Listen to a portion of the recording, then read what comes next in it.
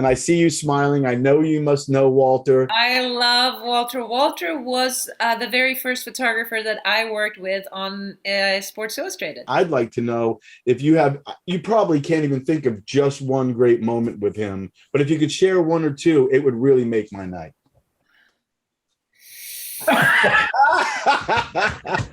Perfect. That's my favorite. Hi, everybody. Welcome to another Manipod podcast. Today, again, we have Paulina Porizkova, known all around the world for many, many talents. And our other special guest today is Marc Serota. He's an award-winning photographer who has done photographs for the Olympics, for Sports Illustrated, for the NBA, for the NFL, and any other series of letters that you can imagine.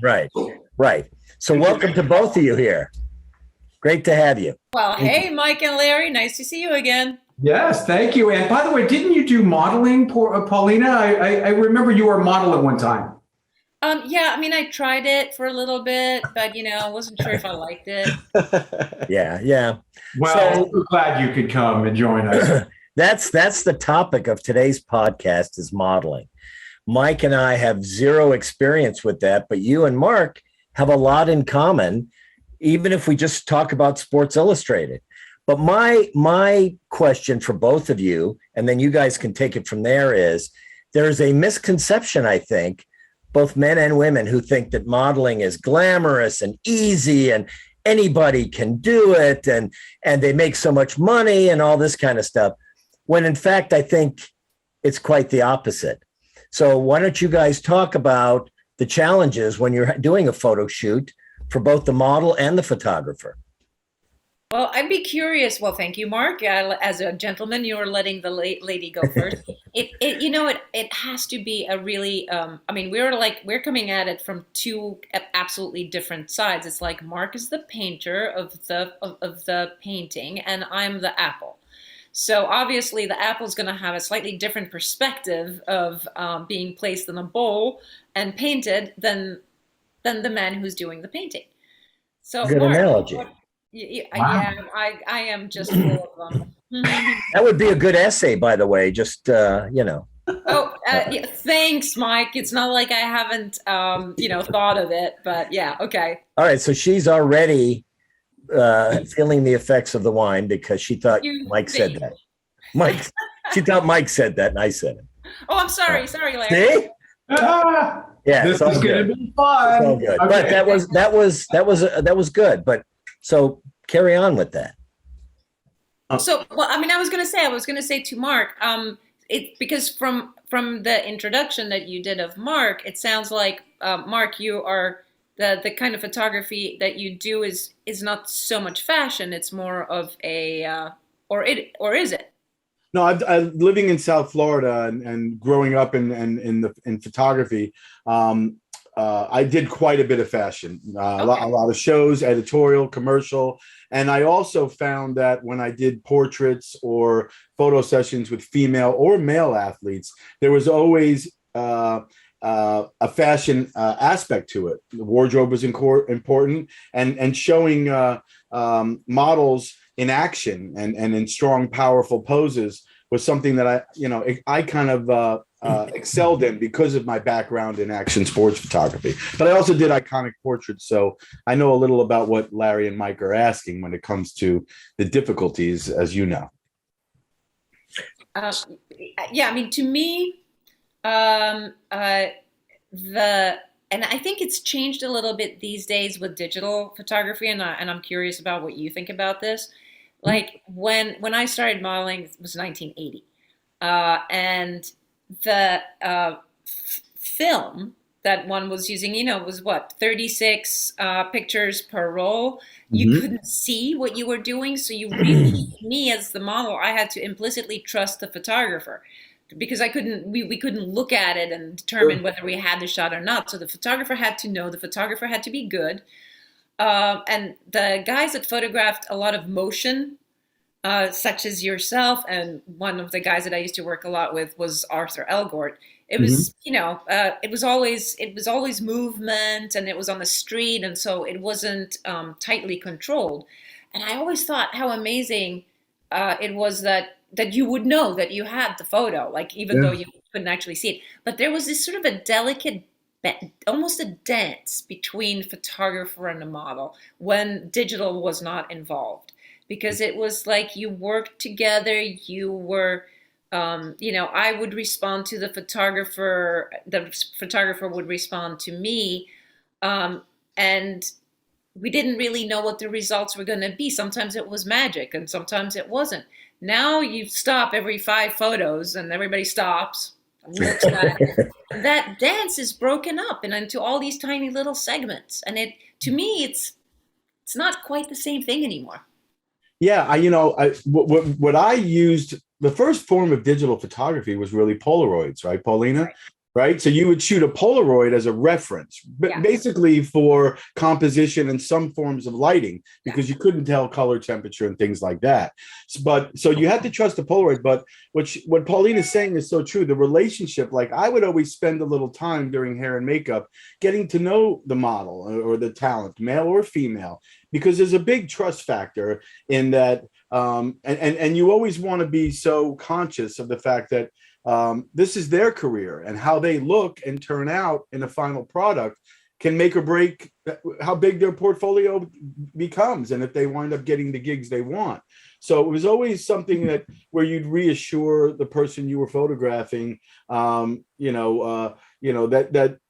you cared as much about what they thought and what they wanted to see in the photos as the client and as yourself. And I would always try to give my client what I wanted, what the client wanted, and what the model wanted, and make it really difficult for them to figure out which shots to use. And but that relationship, especially like you said with film, was crucial. And I used to shoot a lot of 2.25 and 4x5, right? So that sometimes you get 12 shots on a roll.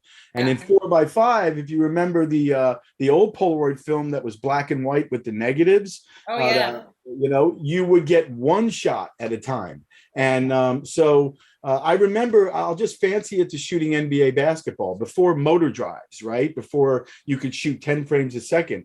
We used to shoot basketball with Hasselblads that are upside down and backwards while sitting on the floor looking up. And you would get 12 shots and you'd ship the film to New York. You'd never see it the next day. Wow. You know how good your game was, whether the NBA called you again or not. So, yeah, Wow. there was some difficulties in that. And there was the difficulties of weather. Like you could go in hair and makeup and be prepared and everything's ready to go and the sun's dropping and all of a sudden the weather changes. And a lot of times it was great models like Paulina that could pivot, and you'd go, okay, let's just go out and shoot in the rain. And instead of doing this, we're going to. So what I discovered is whatever your plan is, whatever the shot list was, be prepared to do everything but that, but make sure So fast forward nowadays, you're modeling now, you're still modeling, Paulina. What's the difference? I mean, I know digital, you can see everything you're shooting, but is it easier now to model or is it just as difficult? Well, it's funny. I'm not sure that I would say that modeling is difficult necessarily. It's more, it can be more of a sort of a drudge, really. It's not brain surgery. Brain surgery. Hmm. Let's just let that one rest, just in case anybody thought that they had anything in common. They don't. Um, it's not a matter of life and death. So the difficulty level really is about, are you wearing, woolen pantyhose and an Angora mohair sweater and a fur coat, and is it 115 degrees in Florida? And how are you going to do that great jumping shot for Mark without like literally melting on the spot or fainting? All of which has happened on shoots. People have fainted and yeah, I mean, like all of this stuff happens all the time. Or you're in a bikini. Like actually, my second Sports Illustrated cover in Australia was shot like in like 6 o'clock in the morning in the desert, and it's like 37 degrees. So make it look like it's warm.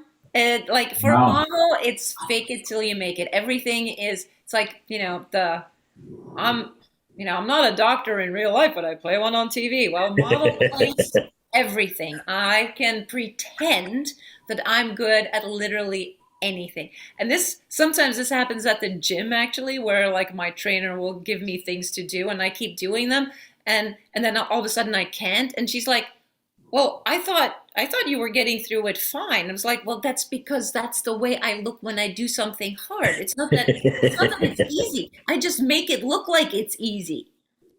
That's great. And Mark, oh, so I didn't mean to cut you off, but go ahead. Go ahead. I was just going to ask a quick question about wardrobe because Paulina brought it up and talking about mohair and stuff like that. One of my favorite shoots that you did, one of my favorite outfits, if you will, was the seashell bathing suit, Oh yeah. right?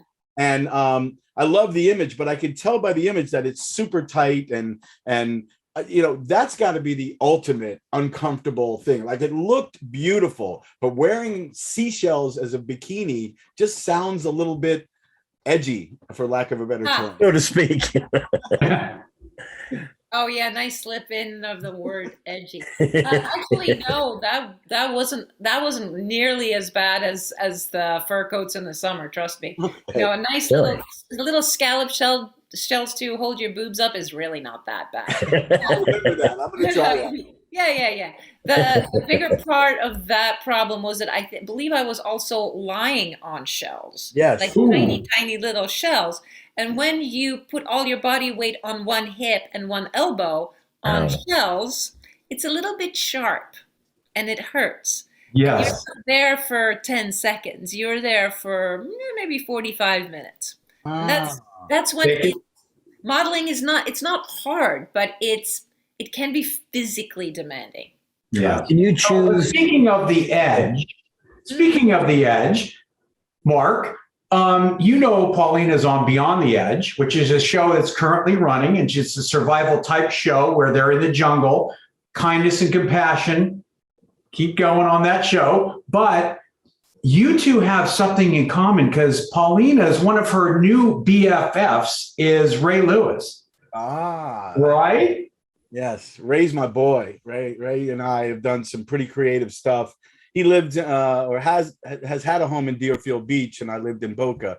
So we used to shoot in my garage studio, and I do stuff for Under Armour. And I would put a plexiglass platform in my driveway and have him stand on it. And like people would come by, and people would park in the streets. Cops would stop. But when Ray first came to my house, and we became friends before that, shooting for different articles for SI.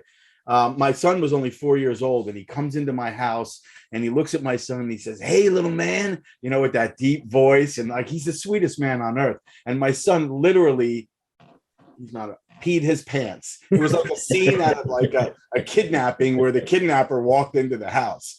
And to this day, he's 16 now and getting ready to go become a senior. And he's going to hate you when he sees this, by the way. You should have Ray do that to him again. Just come into the house and say, "Hey, little man." Yeah. So I have a good Ray story, but I'm sure you have better ones. No, actually, but I did get to know Ray, sort of like you're saying, just a really, really sweet man. Loves his family. He was just talking about his kids and his wife, and he was missing his family so much. And he was really, I was really surprised because I didn't know any of the people that I was competing with because I know nothing about sports, like nothing. So when I got there, I was like, oh, well, these guys look strong. And I didn't know until I got back. I was like, yeah, I was there with some guy named Ray and some guy named Mike and people. Really? You mean Ray Lewis? Mike? Wow. Meta World Peace? Yeah, no, Yeah. we know who those people are. And I was like, oh, cool, because I had no idea. But yeah, they were just. It's interesting to see now because obviously, like during their heydays, I think it's also interesting to watch the point of a view of an athlete in competition, even though it's like teams and pulling together, how incredibly focused they get. Like their world narrows down to a win, and when they don't win, there's this real sense of frustration and loss, Whereas like me, like when I lost, I was like, well, I could have called that. I mean, obviously I wasn't going to win. So, whatever, big deal. But Except when that other team got the massage on that episode, you were not a We're happy. not happy. well, yeah, I mean, I needed one. Like, that's bad. So I want to ask a couple of questions, and they could be related. First of all, if you could choose one or two pictures of you that you would like the best and consider iconic, what are those? And what advice would you give to an 17, 18-year-old girl that has your kind of looks and is being sort of pulled into the modeling world? Now that you have gone through that gauntlet, is there any kind of advice that you would give them about how to control their lives? You know what? Modeling has changed a lot since I was really fully participating and active. It's changed so much. And supermodels are not really supermodels anymore. It's like Instagram stars. It's all That's about true. social media and how many followers you have on social media. And that's how you get booked for jobs now. It depends on how many followers you have. So this is a whole new world that I don't know a lot about. So I'm not a good person to give advice anymore. The only thing that I could say would be if you are a model and you're making money, make sure you put that money away in a good, safe spot, and that you have a good overview of what you've made and where it is, and don't touch it if you can. That would be my one. That's good advice for anybody. Yes, for anybody. But especially models, because Yeah. look, we don't usually have super long careers, and these days, if anything, it's shorter than ever because our collective, we are so, everybody seems so ADHD, everybody just moving from thing to thing to thing to thing. There's no careers built anymore. Everything is like 2 seconds and then it's over. So now more so than ever. And as far as like what pictures of myself that I like the best, I don't want to be dismissive of my career because I am incredibly fortunate that I got to do what I did. And I have worked with some of the most wonderful photographers and people in the world. And I'm proud of the work we did, but I'm not one to look at old pictures and admire myself. Well, it's not a matter of admiring. It's more a matter of just the whole karma of the shot, right? I mean, the lighting, how you felt when you were doing it, how it ended up, what it shows about you. None of that comes through? Not to me, really, no. No, some of the shots that people think of as my iconic shots were really dead boring to do. And then some of the really super fun shoots where I had such a wonderful time did not really produce such great pictures. So it's all relative. So sorry, I can't help you out on that one. Well, I have so many. About social media. I mean, your social media is on fire. There isn't a time that I turn on my Yahoo and you're all over it almost on a daily basis. How do you do that? And what's going on? I mean, you're all over the place. How are you doing it? Well, I take my clothes off a lot. It helps. Well, we can't do that. Mark does that. It doesn't help him. So maybe it would. Maybe if we did like the body positivity thing, like I'm into who I am and I'm going to treat it well and I'm going to display it. For me, it just kind of it amuses me because I'm still in. I feel like I'm in good shape. I like my body. I like it for everything that it has done for me and where where it's at. I think my body is now supporting the best version of my mind that I've ever been privy to own. And so I'm not ashamed of it, and I take some amount of pleasure in irking people who think that 57-year-olds should not appear in bathing suits. Can I ask a question real quick? Please.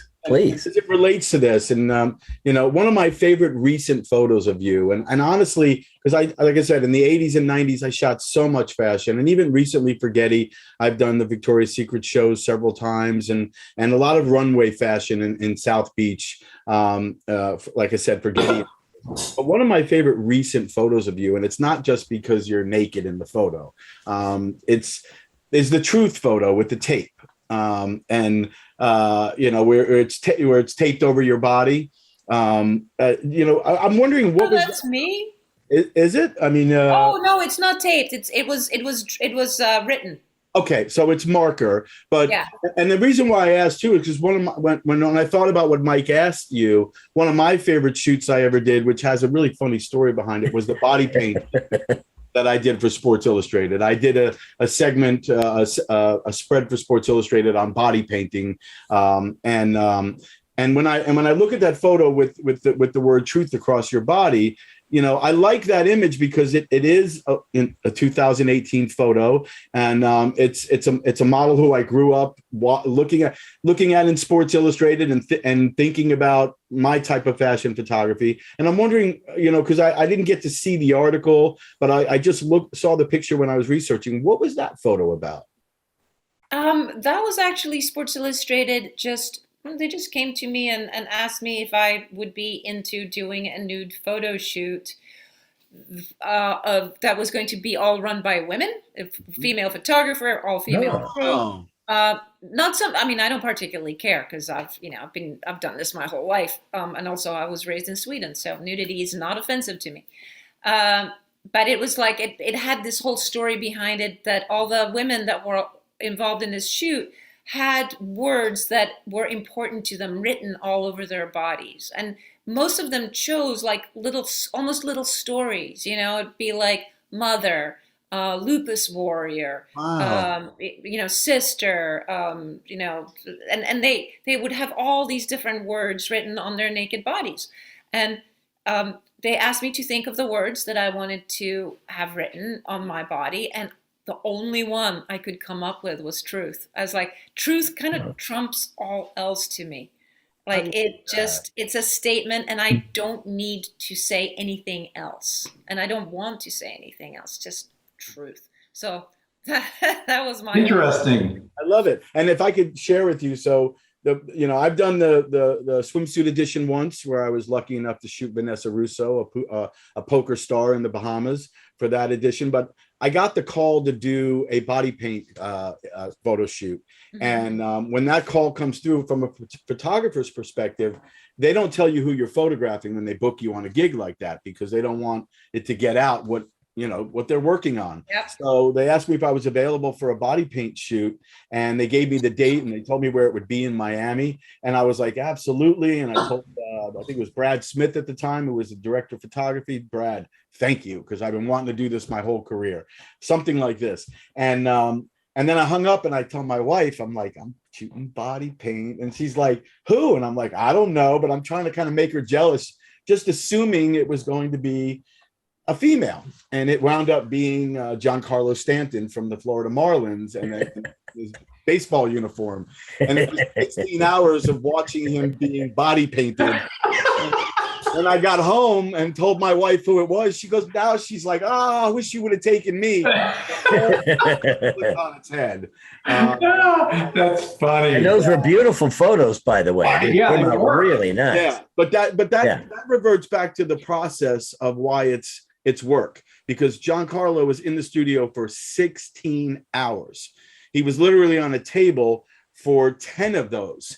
And we had to take several breaks, and it's a lot of hurry up and wait. And it's a lot of people working in lockstep with one another. And it was the most amazing team I've ever worked with. And I actually shared the photo shoot with Walter Yost. He did a segment of it, and I did a segment of it. And I see you smiling. I know you must know Walter. I love Walter. Walter was the very first photographer that I worked with on Sports Illustrated. I read that. And that's one of the reason why I wanted to segue to that, because, I have my favorite moments working with Walter. I used to assist him. And then, I went out on my own. So I have very fond memories of working with Walter. And I'd like to know if you probably can't even think of just one great moment with him, but if you could share one or two, it would really make my night.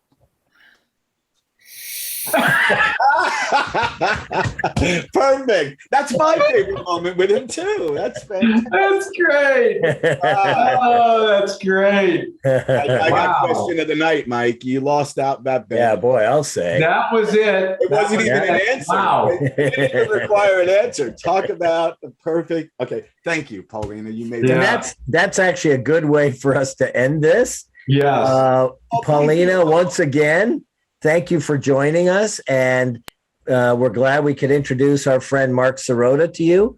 Hopefully, we'll be able to all talk some more in the future. But this was really exciting. Next time we meet, we do want to talk about your writing endeavor that you're doing, which sounds really interesting and exciting. So hopefully we'll have you back soon and we'll talk about that. Yeah. Thanks, you guys. It's been great. Yeah, thanks, Paulina. Hey, come to the Florida Keys. You've got a friend down here. I love the Florida Keys. It'd be great. I'm at mile marker 89. Just give me a 5-minute. All right, calm down, buddy. Calm down. Friends, relax a little bit. All right, thanks, guys. We appreciate it. All right, thank you, guys. All right, bye-bye. Thank you. Bye.